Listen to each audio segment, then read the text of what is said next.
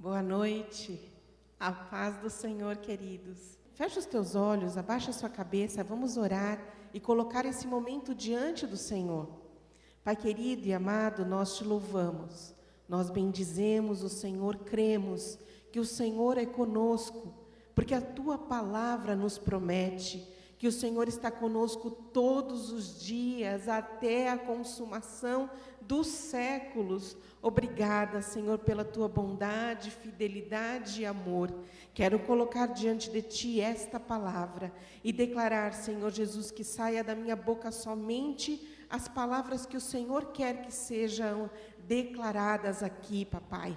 E em nome de Jesus, a nossa mente esteja coberta com a tua graça e que possamos, ó Pai, estar conectados em ti, em nome de Jesus. Amém. Aleluia. Louvado seja o nome do Senhor. Amém. A palavra de hoje, que eu queria trazer para você na noite de hoje, tem o título de entregar ou reter. São duas palavras antagônicas, mas que são essenciais para que você e eu aprendamos o que é entregar e o que é reter. Amém? Antes de mais nada, eu queria ler a palavra de Deus que está no livro de Salmo. Se você está com a Bíblia aí, abra em Salmo 37, no verso 5. Diz assim a palavra do Senhor: entrega o teu caminho ao Senhor, confia nele, e o mais ele fará. Amém? Esse é um texto muito conhecido por nós que somos de uma carreira cristã, de uma caminhada cristã. Nós vivenciamos esse versículo, decoramos, falamos até de cor. Mas será que estamos verdadeiramente confiando em Deus? Confia nele, e o mais ele fará. Quando eu leio esse texto, me vem uma história muito bonitinha, muito alegre a respeito de confiar. E eu queria compartilhar com você nesse momento. É a história de um menininho. E esse menininho estava num saguão de um aeroporto. E diante daquela situação, ele estava ali sentado esperando que chamassem para que ele entrasse no voo. E ali sentado, esperando, de repente, começaram a chamar os números. E ele foi e entrou. Muito bonitinho, pequeno, sem ninguém guardando por ele. E ele foi e sentou na sua poltrona. De repente, do seu lado sentou uma senhora. E essa senhora começou a conversar com ele e perguntar o nome dele, para onde ele estava indo. E assim foi a conversa dessas duas pessoas, dessa senhora e desta criança.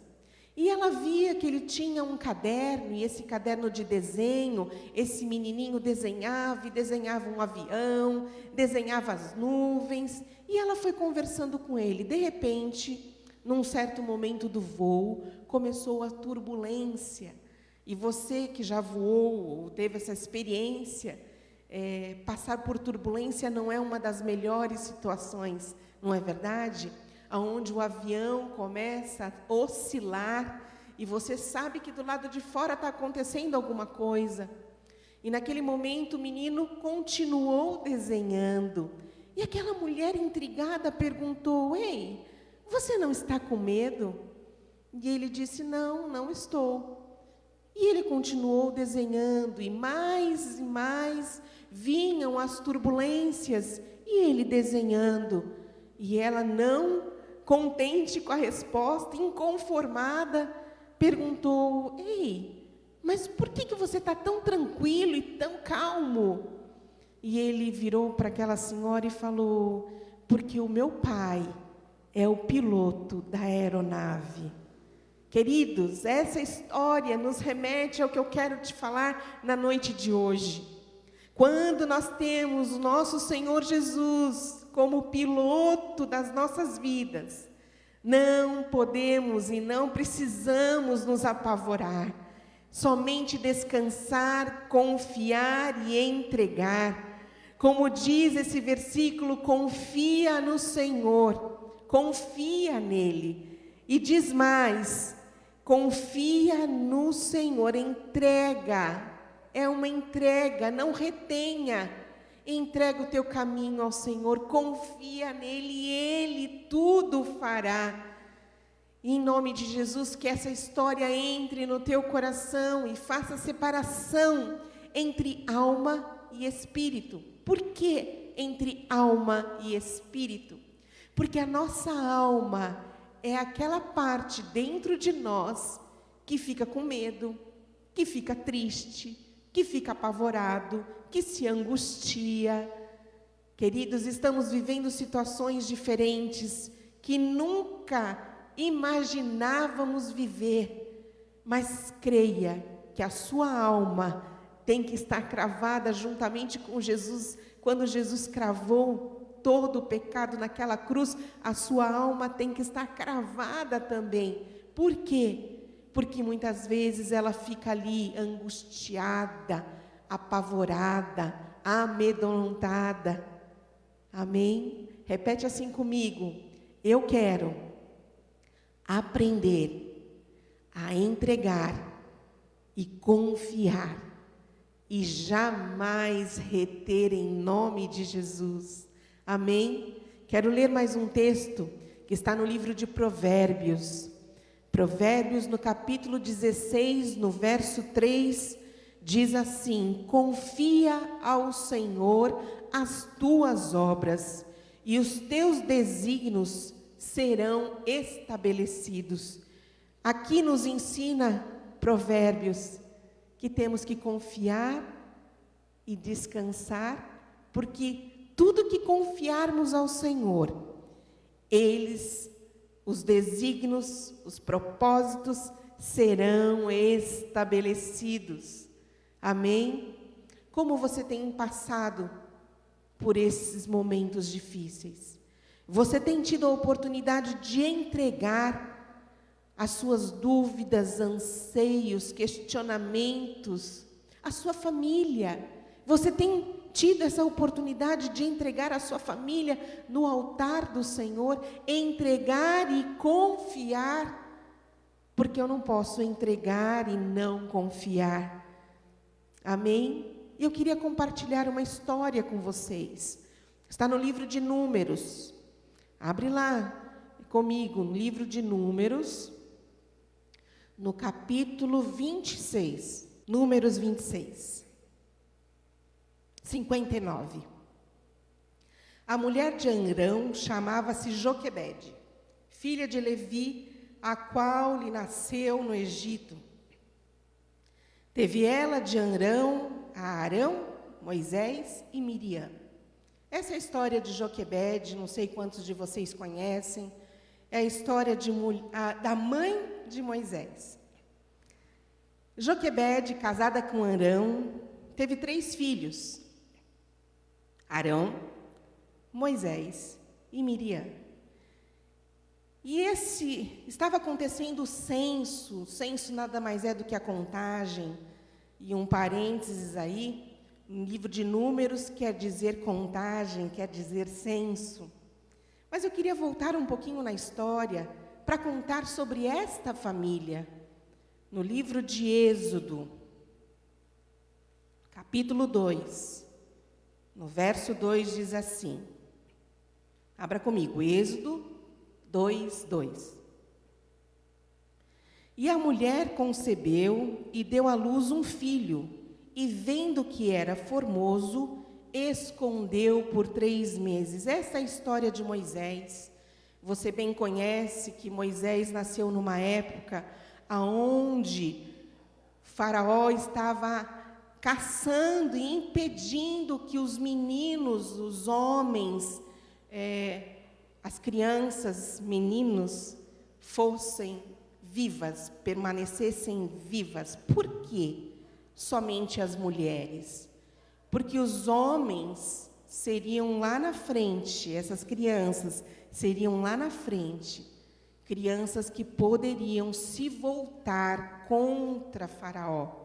Então ele já determinou que todo menino homem deveria ser morto e toda menina mulher poderia nascer e seria um trabalho escravo. Bom, partindo desse princípio, eu tenho aqui Joquebede tendo um bebê, Moisés, sendo que já tinha sua irmã Miriam, que já era nascida.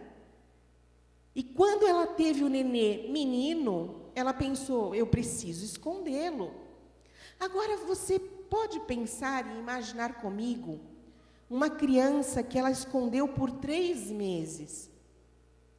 Bebezinhos, se você já teve algum, ou se você já vivenciou alguém que teve, ele chora por tudo. Você concorda comigo?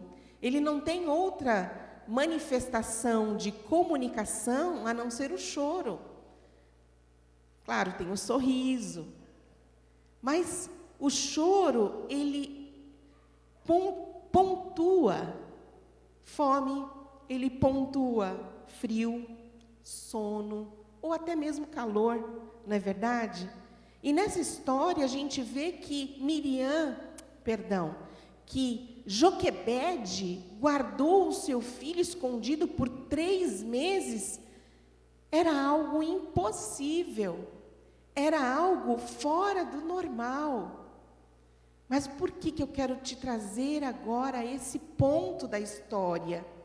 Por quê? Porque os pensamentos de Deus não são os nossos pensamentos. O que Deus tinha programado para Joquebede, para Moisés, não era morte. Se Deus tinha um plano para Moisés ser o libertador do povo, como ele morreria logo que nascesse? Queridos, eu não sei o que você está passando. Eu não sei se os seus sonhos estão a ponto de morrer, ou se você está perdido no meio dessa situação, se você perdeu o emprego, ou se você está vendo que parece que o mundo vai acabar, o medo está te permeando. Quero te dizer que os pensamentos de Deus são maiores do que os nossos. Abrem Isaías 55, eu quero ler com você e eu quero que essa palavra entre no teu espírito e que verdadeiramente ela possa produzir esperança. Isaías 55, no verso 8, diz assim: porque os meus pensamentos não são os vossos pensamentos, nem os vossos caminhos os meus caminhos, diz o Senhor.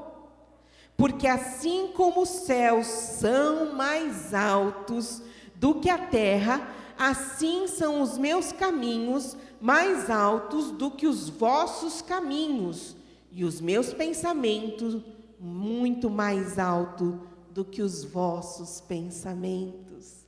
Imagino Joquebede diante daquela situação, e ela pôde entender que os pensamentos de Deus eram maiores do que o dela, que os pensamentos de Deus eram para trazer paz e um desígnio estabelecido pelo Senhor e não pelo que o mundo estava vivenciando.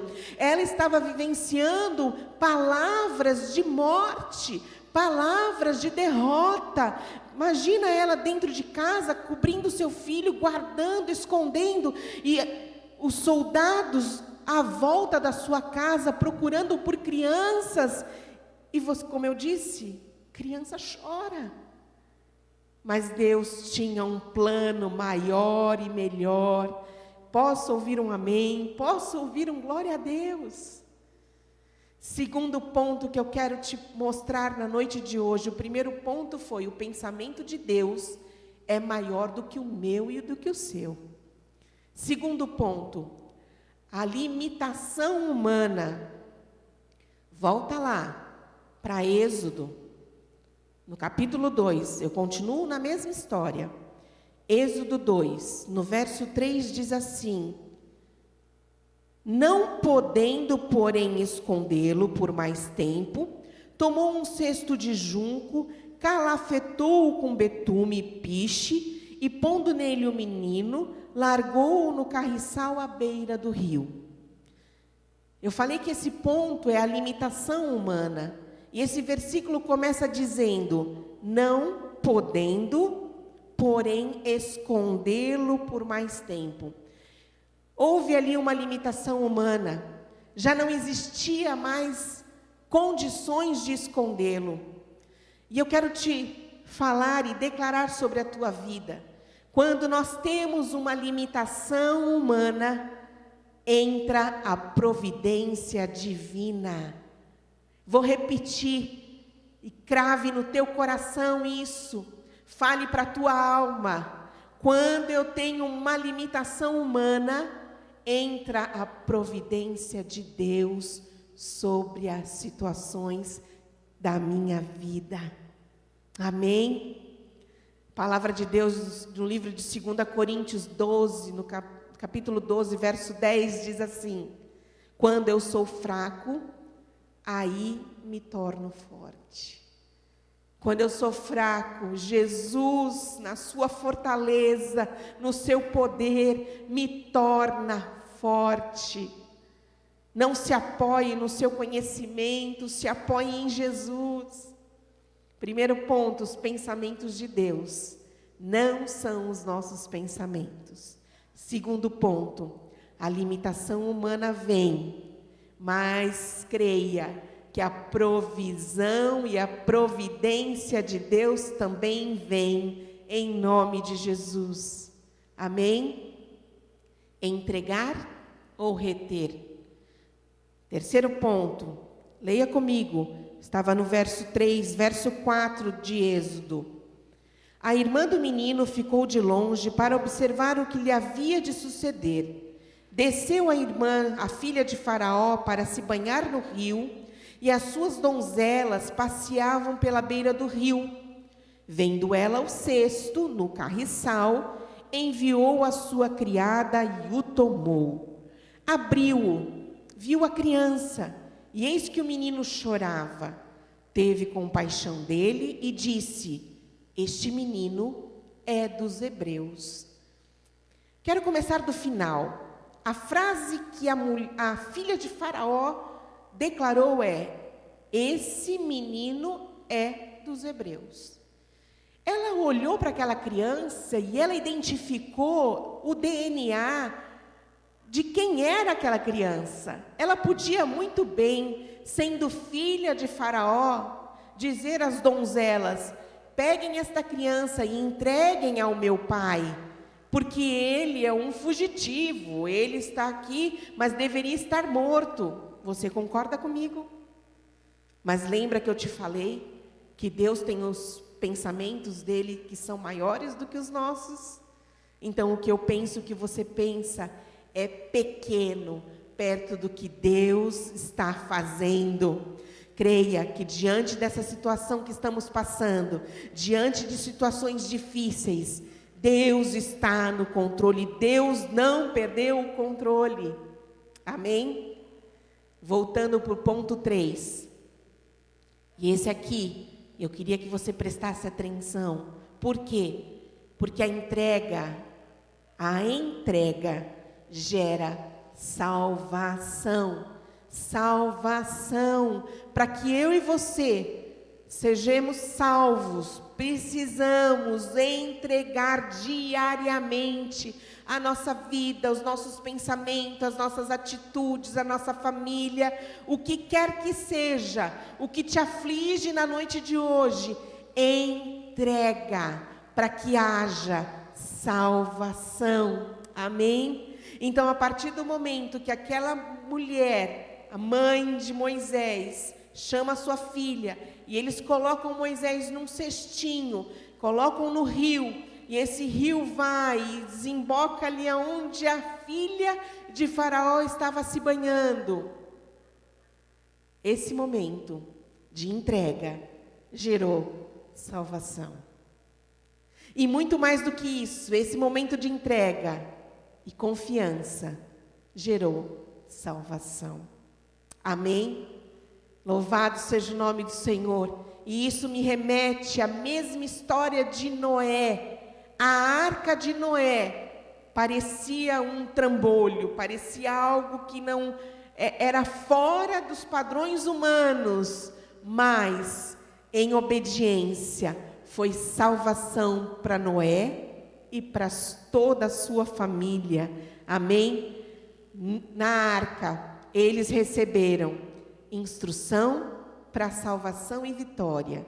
No cesto, Moisés alcançou a salvação. Você pode imaginar que diante de um rio, o rio Nilo, o bebezinho estava ali, a filha de Faraó se banhando, ali no meio daquelas plantas que nascem.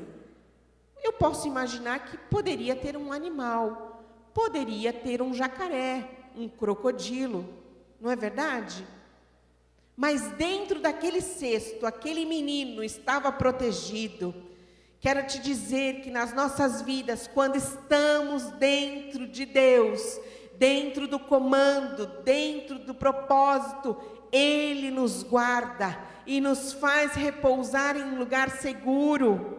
Creia que quando o momento de você entregar, de você confiar, as coisas vão acontecer e os pensamentos de Deus são maiores do que o meu. Quando eu não tenho condições humanas, o Senhor vem com a condição divina. Amém?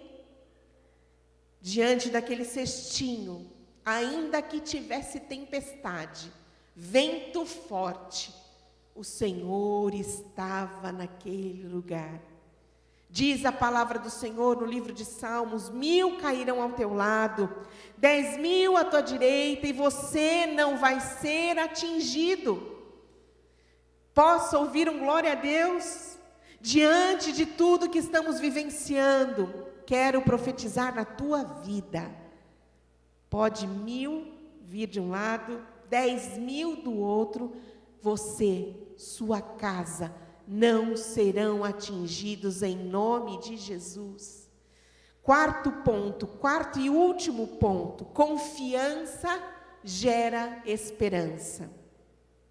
Recapitulando um pouquinho, o primeiro ponto que falamos foi os pensamentos de Deus, eles não são os nossos. Segundo ponto, a limitação humana. Quando vem a limitação humana, vem a provisão de Deus. Terceiro ponto, a entrega gera salvação. E o quarto e último ponto, confiança gera esperança. E aqui está o título da mensagem de hoje: entregar ou reter? Quando eu entrego e eu confio, eu alcanço. Eu gero no meu espírito esperança. Amém? Verso 7 desse mesmo capítulo 2 de Êxodo. Então disse sua irmã, a filha de Faraó: queres que eu vá chamar uma das hebreias que sirva de ama e te crie esta criança? Respondeu-lhe a filha de Faraó: vai. Saiu, pois, a moça e chamou a mãe do menino. E então lhe disse a filha de Faraó: leve este menino e cria, pagar-te-ei o teu salário. A mulher tomou o menino e o criou. Preste atenção. Nesse momento, o fato de confiar em Deus, colocando aquele menino no cesto, confiando que nada iria acontecer no meio do caminho, confiando que não haveria tempestade, não haveria animal selvagem, e de que a filha de Faraó não iria fazer mal àquela criança, gera aqui um tempo de esperança. Nesse verso 7 que eu li com você, 7, 8 e 9, quem poderia imaginar que Joquebede seria paga para cuidar do seu próprio filho? Quem poderia imaginar que Joquebede poderia amamentar o seu filho, mesmo tendo um decreto do próprio Faraó que todos os meninos deveriam ser mortos? Queridos, eu quero profetizar na sua vida que todo decreto que Satanás tem colocado sobre você, sobre sua família, sobre o seu trabalho, hoje cai por terra em nome de Jesus. Confia nele, entrega, confia e ele tudo fará.